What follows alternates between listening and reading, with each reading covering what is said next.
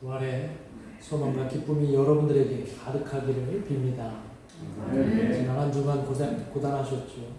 오늘 주님의 위로가 여러분의 마음 가운데 가득하고 여러분들의 마음 가운데 충만하기를 또한 간절히 축원합니다. 기독교의 복음의 핵심은 예수님의 십자가 죽음과 또 부활 사건입니다. 이 두 사건을 우리가 제대로 이해하지 못하면 우리의 신앙은 그저 막연한 의미만을 담게 될 뿐이라는 거죠. 자, 하나님의 뜻과 또 세상을 향한 하나님의 메시지, 이것이 바로 십자가의 죽음과 또 예수님의 부활 그 사건에 담겨 있다는 것이죠. 자, 십자가의 부활은 또한 우리의 이성적인 판단이나 합리적인 과학으로 따질 수 있는 문제가 아니라는 것 우리는 너무나 잘 알고 있습니다. 십자가의 죽음과 또 예수님의 그 부활 사건은 오롯이 우리의 신앙의 영역이고 우리의 신앙 고백으로 경험하게 되는 그러한 놀라운 하나님의 역사라는 것이죠. 그래서 오늘 우리에게는 이 부활의 의미가 너무나 중요합니다.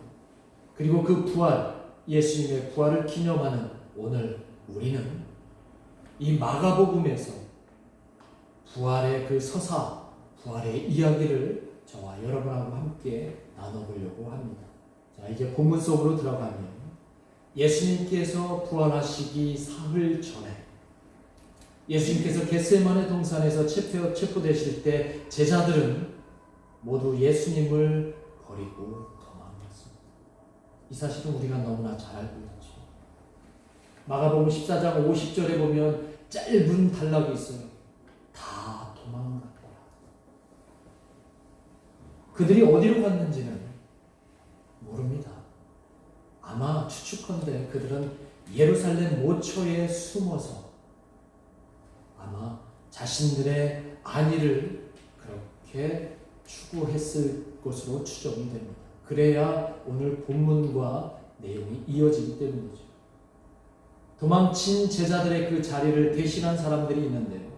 그 사람들은 마가복음에 의하면, 아니 다른 복음서에 의하면 제자들 그 자리를 대신한 사람들은 바로 예수님을 갈릴리부터 따라왔던 여성 제자들이라 여인들만 그 자리에 남았다는 것.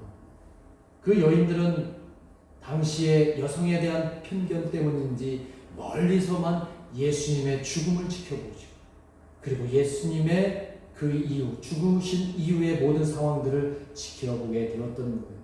끝까지 예수님을 떠나지 않았던 이들, 바로 여성들이었음을 오늘 본문 이전에 마가복음 15장 40절에서 41절에 나오는 인물들이에요.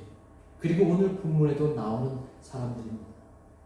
이들은 심지어 예수님의 시신이 안장될 때까지, 그 안장되는 돌무덤까지 몰래 쫓아가 그것이 어딘가를 살펴보게 되었어요. 사랑하는 스승, 사랑하는 선생님, 사랑하는 예수를 슬퍼하며 안식일이 빨리 끝나길 조용히 기다리며 그들은 침묵으로 들어가고 있는 거예요.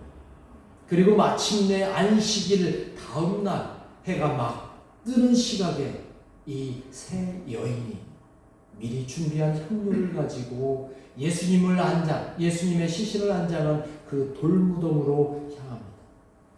아마 그 향료는 돌아가신 예수님의 시신이 빨리 썩지 말라고 그 시신에 발라드릴 요량으로 가지고 올라갑니다. 그렇게라도 예수님께 자신들의 사랑을 표현하고 싶었던 것이죠. 그런데 여인들이 돌무덤으로 향하면서 걱정거리가 생겼습니다.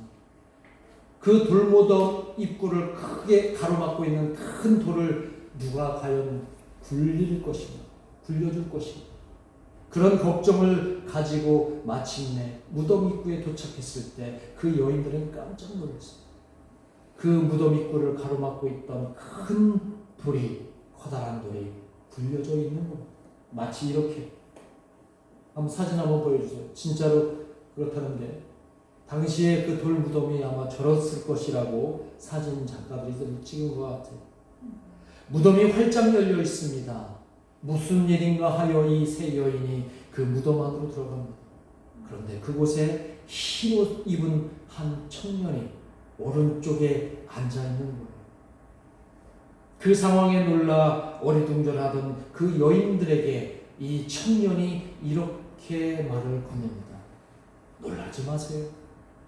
십자가에 못 박힌 나사렛 사람 예수를 찾고 있습니까? 그분은 살아나셨습니다. 보십시오. 그분이 누웠던 자리입니다. 그리고 이제 얼른 그분의 제자들과 12제자가 아니라 그분의 제자들과 베드로에게 가서 이 사실을 전하십시오. 예수님은 먼저 갈릴리로 가셔서 그들을 기다린다고 가서 이 사실을 전해 주십시오. 그럼 갈릴리에서 모두 다시 볼 수 있을 것입니다. 여인들은 이 얘기를 듣고 거의 넋이 나갔어요. 너무나 놀랐습니다. 너무나 두렵고 무서워서 이 사실을 아무에게도 또 아무 말도 하지 못했다고 오늘 8절에 나와 있어요. 여기까지가 마가복음에서 나오는 부활의 서사, 부활의 이야기입니다. 많은 신학자들은 마가복음이 복음서 중에 가장 먼저 발견됐는데 최초 마가복음의 사본은 바로 1절에서 8절까지만 기록되어 있다. 그 이후의 내용들은 후대에 첨삭된 내용이라고 얘기해요. 많은 신학자들. 그러면 이 부활의 서사는 1절에서 8절까지 끝난 이 내용을 가지고 많은 초대교회와 지금 우리는 이 내용을 어떻게 이해하고 어떻게 받아들여야 될 것인가. 오늘 저는 그 내용을 가지고 함께 나누려고 합니다. 저는 지난 한 주간 예수님의 부활의 그 소망을 묵상하면서 이 본문을 끊임없이 묵상하고 또 묵상하면서 궁금증이 생긴 거예요. 그 궁금증이 뭐냐면 왜 예수님은 부활하시자마자 예루살렘이 아닌 갈릴리로 가셨을까? 예수님은 왜 갈릴리로 부활하신 후에 바로 가셨을까? 오늘 7절에 있는 내용. 흰옷 입은 청년 말에 의하면 모든 제자들, 12제자도 아니에요. 12제자는 이미 실패했기 때문에 모든 제자들과 특히 베드로는 거기서 베드로라고 특정을 해요. 베드로는 갈릴리 바로 그곳에서 부활하신 예수님을 만나야 된다고 이 흰옷 입은 청년이 여인들에게 말하는 거예요. 예수님은 왜 갈릴리로 다시 가신 걸까요? 이게 오늘 제 설교의 핵심입니다. 저는 그동안 부활에 대해서 피상적으로만 이해했던 저에게 이 질문은 이 부활의 의미에 조금 더 가까이 나아갈 수 있도록 끊임없이 더 고민하게 했습니다. 부활 이후에 바로 갈릴리로 가신 이 예수님께서 지난 한 주간 제 의식 속에 들어왔던 거예요. 그리고 부활에 대한 새로운 이해를 저 나름대로 새롭게 할 수 있었습니다. 왜 갈릴리로 가셨을까? 그렇다면 갈릴리는 어떤 곳인가? 이것을 우리는 먼저 알아야 된다는 것이죠. 자, 갈릴리가 어떤 곳입니까? 갈릴리는 모든 복음서의 고향과 같은 곳입니다. 모든 복음서는 어디서부터 시작을 해요? 갈릴리부터 시작을 한다는 거예요. 그곳은 예수님 사역의 출발지이자 예수님 사역의 주 활동 무대가 바로 갈릴리라고 하는 거예요. 그리고 복음서에서는 다 그렇게 소개를 합니다. 자, 이 말은 갈릴리는 복음을 잉태한 공간이라는 거죠. 갈릴리는 복음을 잉태한 곳입니다. 하늘의 소리가 처음 울려 퍼진 곳이 예루살렘이 아니라 갈릴리였다는 것이죠. 복음이 시작된 갈릴리는 현실적으로 어떤 곳입니까? 당시 유대로부터 전혀 유대 사회로부터 주목받지 못하는 곳이었어요. 이 갈릴리는. 그리고 이방의 접경지로서 이방인들이 수시로 드나드는 곳이었고 어쩌면 이스라엘 사람들이 가장 천시하는 동네 갈릴리였다는 거예요. 그러니까 이스라엘에는 변방 중에 변방이 바로 갈릴리였다는 거예요. 그곳에는 가난하고 열악한 사람들이 옹기종기 모여 사는 동네였습니다. 심지어 무슨 선한 것이 그곳에 날 수 있겠느냐고 조롱받는 지역이 바로 갈릴리 나사렛을 포함한 그 지역이었다는 것이죠. 바로 그곳에서 복음이 시작되었습니다. 하나님의 나라의 복음이 사람들에게 전파되기 시작했던 것이죠. 예수님께서 부활하시자마자 그곳으로 가신 이유는 바로 갈릴리가 잉태한 그 복음의 완성이 아직은 미완이기 때문에 새롭게 완성을 위해서 다시 시작해야 한다는 의미로 갈릴리로 가신 것은 아니죠. 십자가의 죽으심과 부활의 능력으로 이제 새롭게 만들어 가실 그 복음의 역사를 다시 처음 시작했던, 복음이 시작됐던 그 첫 공간으로 다시 가서 시작하시려는 것은 아닐까. 탐욕으로 채워진 예루살렘이 아니라 예수님의 부활의 능력은 그들은 담아낼 수 없었기에 처음 복음이 시작된 곳 바로 갈릴리로 가셨던 이유라고 저는 생각이 됩니다. 한편으로는 차라리 웅장하고 화려한 그 예루살렘 성전이 있는 그 예루살렘에서 예수님께서 부활의 역사를 펼치시는 게 오히려 낫지 않았을까? 그곳에는 잘난 사람들도 많고 똑똑한 사람들도 많았을 텐데 왜 하필 저 변방 갈릴리로 가셨던 것일까? 그것은 우리가 알 수 없는 하나님의 놀라운 뜻이, 계획이 그 갈릴리로 향하게 하셨던 것은 아닐까 여겨집니다. 예수님께서는 분명히 말씀하셨어요. 가장 작은 겨자씨에서 하나님 나라를 보게 하셨습니다. 세상에서 가장 작은 씨나 장차 모든 풀보다 큰 가지로 뻗어서 공중의 모든 새를 위한 그늘이 될 것이라고 말씀하셨던 것을 우리는 기억을 합니다. 갈릴리 그 보잘것없는 동네가 복음을 잉태했고 이제 예수님의 부활로 새로운 완성을 향하는 터가 될 그 거룩한 곳 갈릴리. 그곳은 예수님의 부르심에 순순히 따랐던 그 열정이 있었던 곳이고 순박함이 있었던 곳이고 예수님의 부르심에 순순히 따랐던 이 열정이 그곳에 머물러 있었던 곳이 바로 갈릴리였기 때문이죠. 제자들의 그 첫 마음이 있었던 곳, 부활로 다시 그곳에서 시작하시려는 것이 예수님의 뜻이었다는 것이죠. 그 갈릴리는 오늘도 여전히, 오늘날도 여전히 이 땅에 존재한다고 저는 믿습니다. 바로 그 영적인 갈릴리가, 복음의 고향인 그 갈릴리가 우리 교회가 되기를 간절히 소망합니다. 세상 눈으로 볼 때는 우리 교회가 너무나 보잘것없고 초라하고 작을지라도 우리는 하나님의 교회를 향하신 그 본질을 지키고 있기에, 우리가 예수님을 만난 그 첫사랑을 간직하고 있기에 영적인 갈릴리가 우리 수면신교회가 되리라고 저는 분명히 믿습니다. 그리고 소망합니다. 부활의 그 완성이 우리 수면신교회에서 시작되기를 간절히 소망합니다. 자, 그리고 부활하시고 예수님께서 왜 갈릴리로 가셨는지 또 다른 이유가 있지는 않을까 고민해봤죠. 묵상해봤습니다. 그 또 다른 이유는 이것이 아닐까, 바로 회복을 위해서 그 갈릴리로 가셨던 것은 아닐까 생각합니다. 예수님께서 고난받기 전에 마가복음에 의하면 제자들은 완벽하게 실패를 했습니다. 아니, 그 실패를 예수님께서는 이미 마가복음 14장 27절과 28절에서 예고를 하셨어요. 자, 한번 같이 읽어볼까요? 마가복음 14장 27절과 28절에 있는 말씀 같이 읽어보겠습니다. 시작. 예수께서 제자들에게 이르시되 너희가 다 나를 버리리라. 이는 기록된 바 내가 목자를 치리니 양들이 흩어지리라 하였습니다. 그러나 내가 살아난 후에 너희보다 먼저 갈릴리로 가리라. 예수님께서는 제자들의 완벽한 실패를 이미 알고 계셨던 거예요.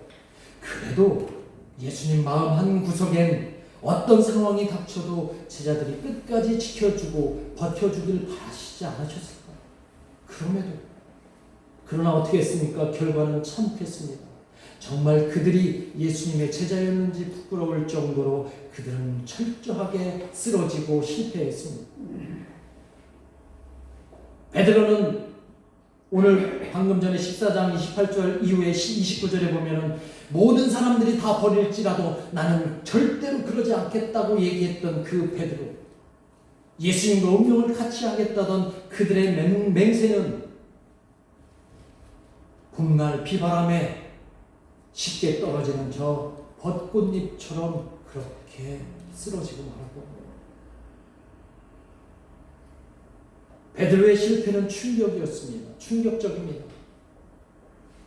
제자들은 예수님과 같은 곳을 바라보며 달려온 것 같은데 그렇지 않았다는 거죠. 모두 자기가 보고 싶은 것만 보고 왔던 겁니다. 그들의 은혜도, 그들의 믿음도, 심지어 깨달음도 잠시였던 거예요. 결국 제자들은 완전히 다 모두 실패하고 말았습니다. 특히 이 마가복음은 제자들의 실패를 아주 신랄하고 적나라하게 우리에게 보여주고 있습니다. 그래서 예수님은, 부활하신 그 예수님은 갈릴리로 가지 않으시면 안 되었기 때문에. 왜? 그들이 회복돼야 되는 거예요. 예루살렘에 계시면 안 된다는 거예요. 갈릴리로 그들이 처음 예수님 만난 그 모습으로 회복돼야 되기 때문에 가신 거라는 거예요. 그들이 예수님을 처음 만났던 그 갈릴리 그곳에서 예수님은 회복을 생각하셨던 것 같습니다. 왜냐하면 그들은 이미 영적으로 다 죽었기 때문에, 그리스도의 의식이 그들에게서 다 빠져나갔기 때문에 그들은 부활을 통하지 않으면 회복되지 않기 때문이라는 거예요. 그들 역시 부활해야 하기 때문에 예수님은 그리로 가신 것입니다. 예수님의 부활은 단지 죽은 목숨이 되살아나는 의미, 거기에 멈춘 게 아니라 예수님의 부활은 죽었던 의식을 살리고 처음 가졌던 마음을 회복시키는 바로 그 의미를 갖고 있다는 것이죠.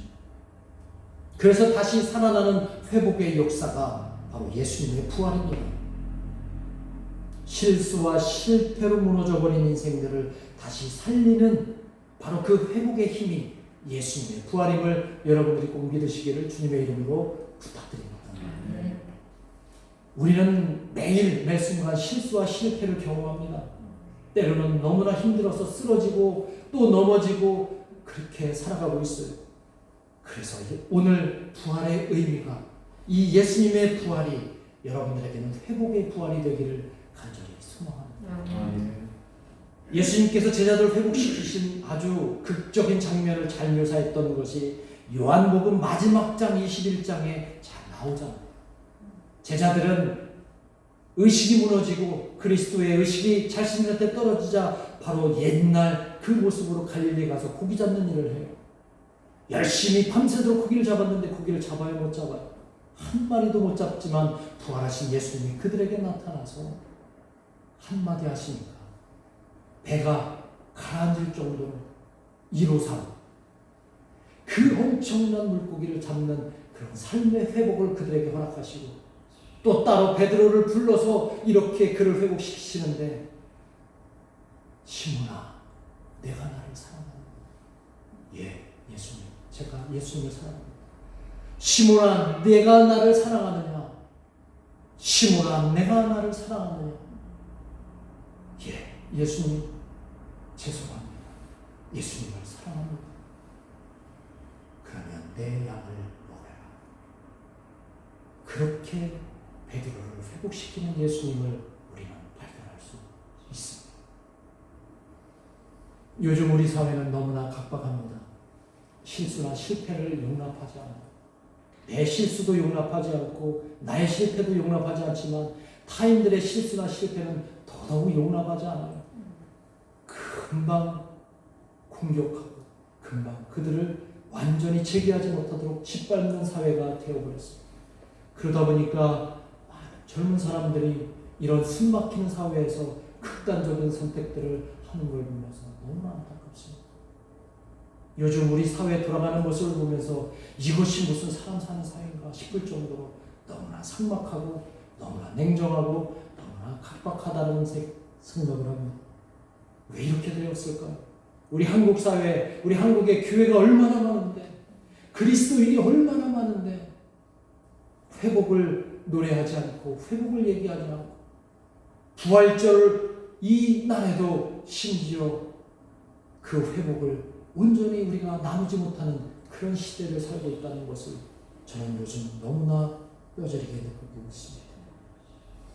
이제 우리는 이 부활을 통해서 회복을 이야기해야 합니다.